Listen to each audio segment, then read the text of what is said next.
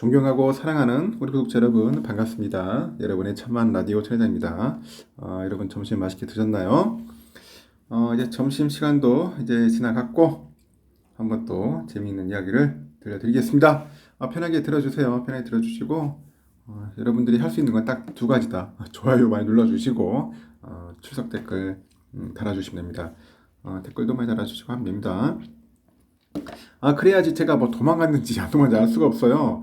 그 댓글에 그 달 때 여러분의 그 한글 이름을 달아주세요. 한글 이름. 그러니까 뭐 여러분의 그 실제 이름 말고 그 유튜버 프로필 이름을 달아달라는 겁니다. 그래야 내가 누군지를 알 수 있죠. 알 수 있는지 없는지. 근데 그 구분이 판단을 할 수 있어요.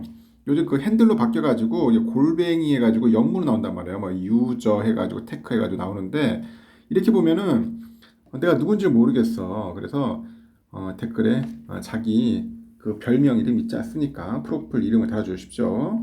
뭐 이재시면 이재시자, 뭐 가을이면 가을님, 우리 가을 달고 하면 됩니다. 양귀비면 양귀비 해야지. 그거 안 하면은 제가 누군지를 확인이 안 돼요. 유튜브 정책상 그게 바뀌었더라고. 무슨 말인지 알겠죠? 아니면 영문으로 바꾸든지 그렇게 하셔야 할 것 같습니다. 그래야 서로 내가 소통이 가능할 것 같아요. 오늘은 이번 시간에 그 하이닉스에 관련된 이야기를 잠시 해볼게요. 삼성하고. 요즘 하이닉스 요즘 막 불기둥 치고 있던데, 하이닉스는 그 대표적인 콩라인 기업이라네요. 콩라인. 이 콩라인이 뭐야? 콩라인이란 게, 뛰어난 실력에도 불구하고 1등 한 번 못 해본 채 만년 2위를 기록하는 상황을 일컫는 인터넷 용어랍니다. 콩라인. 그 폭풍 저그라는 별명으로 스타크래프트 1 프로게이머로 대활약했지만은 매번 우승을 놓쳤던 홍진호의 별명 콩을 따서 만든 말이다. 이 친구가 좀 항상 밀렸는가 보네. 1등을 못했던가 보네. 그때 이묘한인가? 그 친구가 좀 잘했던 것 같아요. 하여튼 그렇답니다. 홍라인, 콩라인. 그럼 그 SK하이닉스가 왜 콩라인이냐? 그 하이닉스의 앞에 선 이름의 그 기업의 이름을 들으면 한 번에 이해가 될 거다. 그 코스피 시가총액 5분의 1 이상을 담당하면서 그 범접 불가한 시총 1위를 기록 중인 삼성전자가 그곳이다. 삼성이 있다.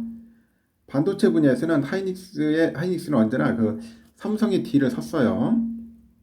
시총 순위에서도 하이닉스는 LG엔솔이 상장이 전까지 삼성전자의 뒤를 이어가지고 2위 자리를 연간 기준 6년간 동안 찍었어요. 6년간. 2016년에서 2021년까지는 계속 지켜왔어요.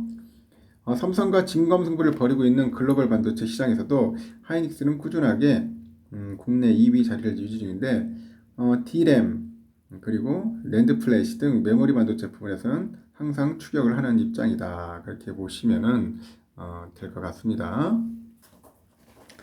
지난 한 주간 벌어졌던 반도체 초강세장에서 그 대부분의 관심은 소액 주주가 약 639만 명에 이르는 그 삼성의 그 7만 원 선 돌파에 쏠려있던 게 사실입니다. 삼성 7만 원. 하지만 이 시기에 주식시장에서 더 강력한 모습을 뽐내가지고 주가 그래프가 삼성보다 더 가파른 우상향으로 가는 하이닉스가 있었다는 거죠. 하이닉스. 근데 하이닉스 너무 오른 것 같아요. 너무 급하게 오른 것 같아요. 일단은 삼성전자가 우여곡절 끝에 26일 종가 기준 73,300원으로 7만 전자에 도달했는데 하이닉스는 벌써 10만 닉스로 갔어요. 성큼 도달했고 그래서 11만 닉스까지 코앞에 둔 상황이다. 막 치고 올라갑니다. 지난 26일 종가는 전거래일 대비 5.5% 오른 10만 9,200원.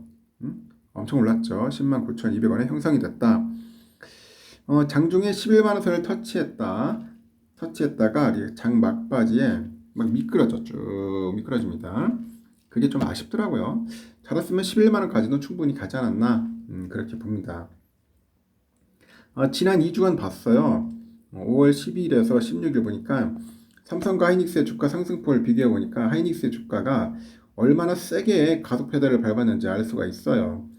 이 기간 삼성전자 주가가 64,200원에서 73,300원으로 9.3%, 9.5% 올랐죠. 올랐는데 하이닉스 주가는 86,300원에서 10만 9,200원까지 무려 26.5% 올랐어. 삼성은 그 10% 채 못 올랐는데 하이닉스는 겁내 올랐다. 2.8배나 더 큰 폭으로 올랐어요. 물론 하이닉스 주식을 갖고 있는 개미들에게는 지금의 주가 수준은 여전히 낮기 그지없는 수준이라 하는데 그 이유가 최근에 3년간 그 하이닉스의 그 주식에 대한 매물 분포 현황을 분석했을 때 그 42.9% 이르는 거래가 주당 11만 원 선에서 발생했기 때문이라고 합니다. 그래서 하이닉스 주주 10명 중 4명은 여전히 주식 수익률이 마이너스 범위에 머물고 있다. 그렇게 이제 분석이 되는 것 같아요. 특히나 많은 매물 거래가 있었던 구간이 주당 11만 7,800원 20원 이상에서 13만 3,160원 미만인 것 같아요. 전체 매물의 27.14%가 그것에 몰려 있어요. 그만큼 포털 사이트의 그 하이닉스 종투방에 보면은 아니면 SNS 관련된 채팅방에 6월 초에 12터치 12터치와 같은 희망 섞인 목소리가 나오는 것도 이 때문이다. 그러니까 많이 물려있다. 11만 원 이상에서 많이 물려있다는 그런 이야기들이 있습니다. 이렇게 하이닉스가 올라탄 급등세란 조류가 11만 원 선은 물론이고 12만 원 선, 13만 원 선 위까지 SK 하이닉스 주가를 뭐 데려다 줄 수 있을까 뭐 그런 이야기를 하는데 우선 증권계에서 하이닉스 주가가 추가로 오를 만한 충분한 여력이 있다고 한 목소리로 평가를 해요. 우선 바닥 찍고 반등을 시작한 반도체 업황이 긍정적인 요인으로 작용할 것이라는 게 시각이 지배적입니다. 지금 보니까 특히 글로벌 경기 불황의 여파로 이 반도체 수요가 급감화돼가지고 재고가 넘쳐나던 그런 문제가 빠른 속도로 해결되고 있다는 점이 가장 대표적인 긍정적인 신호. 그래서 하이투자에서도 3월 이후 PC 고객하고 중국의 스마트폰 업체들로부터 그 메모리 반도체 주문이 회복 중이다. 그런 이야기가 있네요. 이런 고객사들의 재고가 어느 정도 축소된 데다가 삼성전자를 필두로 해서 메모리 반도체 업체들이 감사를 확대한 것이 영향이 크다고 상향을 설명하고 반도체 시장의 흐름이 경기 선행 지표랑 함께한다는 점에서 거의 모든 해당 지표가 상승 반전한 상황이다. 긍정적으로 덧붙입니다. D램 반도체 완제품 기준으로 재고가 1분기 17주 수준에서 2분기는 13주, 연말에는 8주 수준까지 하락할 전망인데 3분기부터는 공급 부족 구간에 진입하면은 축적된 재고 소진으로 이어질 거라고 강조를 해죠. 여기에 그 하이닉스만의 비장의 무기도 있죠. 또 있다고 합니다. 최근에 전 세계적인 열풍을 일으키고 있는 생성형 AI죠. AI 연구개발 생산에 필요한 그래픽 저장치 GPU를 생산하는데 절대 빠질 수 없는 AI용 그 고성능 반도체. 이 반도체에서만큼은 콩라이너라는 말이 무색하게 하이닉스가 삼성을 따돌리고 훨씬 더 앞에서 뛰어가는 무슨 형국이다. 그런 이야기들을 합니다. 그리고 요즘 세계 1위 GPU 제조사죠. 엔비디아. 이 엔비디아의 그 GPU A100에는 하이닉스의 고대역폭 메모리 그 HBM2E가 탑재되어 있어요. 차세대 GPU H100에는 하이닉스의 HBM3가 적용됐는데 삼성의 HBM은 엔비디아보다 시장 점유율에서 멀리 뒤처진 2위 AMD에 공급이 돼요. 그래서 올해 들어서만 주가가 160% 뛰어오른 엔비디아발 훈풍 때문에 하이닉스 주가가 가장 민감하게 반응할 수밖에 없는 구조라는 거죠. 이 HBM에서만큼 하이닉스가 뭐 삼성전자나 미국의 마이크론 등 경쟁사와 비교했을 때 한 세대 앞서 있다. 뭐 그래서 그렇기 때문에 주가에 또 강력한 호재가 될 수밖에 없다. 그런 이야기를 하는 것 같지. 현재 4세대 제품인 HBM3를 양산하는 것은 하이닉스가 유리라 하네요. 그래서 현재 HBM 시장에서 하이닉스는 과반 이상의 점유율을 차지고 있다. 현재 하이닉스가 50%, 삼성 40, 마이크론 10% 되는 것 같아요. 올해는 하이닉스 점유율이 53%로 늘어나면서 극차가 더 벌일까지 합니다. 삼성이 좀 분발해야 돼요. 여기서 좀 비리비리하면 또 밀린단 말이야. 하이닉스 주가 전망이 온통 장밋빛이냐? 그건 아니다. 하이닉스 뒤에는 지독하게 따라붙는 꼬리표가 엄청난 규모의 적자가 있다는 거야. 하이닉스는 지난 1분기에만 3조 4,023억 정도의 규모의 영업 손실을 냈단 말이야. 적자가 장난 아니에요.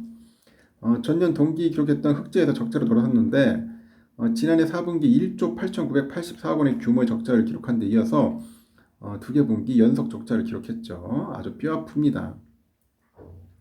FN 가이드에 보면은 국내 증권사들은 반도체 업황이 최저점을 찍을 것으로 예상하는 2분기에도 하이닉스가 3조 2,447억 원에 이르는 이 적자의 늪에서 벗어나지 못할 거다. 굉장히 힘들어요. 지금 적자폭이 장난 아닙니다.